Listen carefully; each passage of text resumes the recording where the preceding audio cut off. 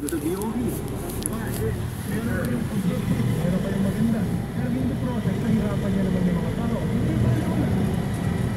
Alam mo, parang hindi kasi. Kasi muna, Kapapaya ang ito.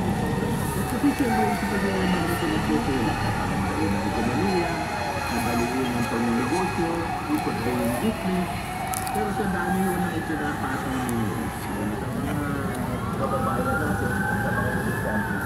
May nakibang-ibana po yung mga tao sa dami po na regulasyon. Daming bike.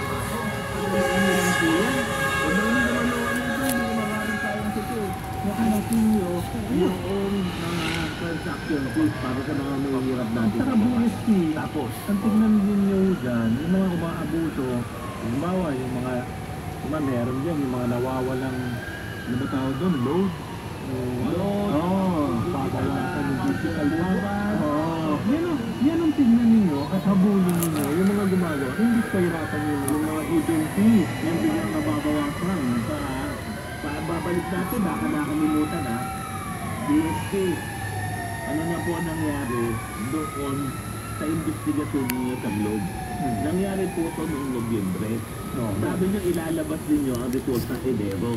Meron na po. Ano po nangyari? Bangko Sentral ng Pilipinas sa inyong investigasyon dito sa mga digital bank na nawalan ng pera at nabura, naubos ang kanilang mga account. Ano ba nangyari? May 20 days pa naman para kausapin sila. Ha? May 20 days pa naman. Dahil January 30. 31. Ang punta po ba ninyo? Kasi ang dami pong kababayan natin na walang ng pera doon. Oo, na yung pala yung tama po yan.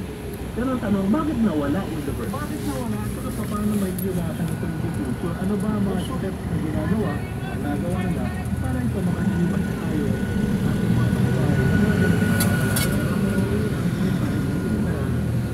Sabi, wala daw hack. Ay, kung talagang walang hack, ilabas ninyo. Kasi alam nyo, ito may alam na ko isang advice sa mga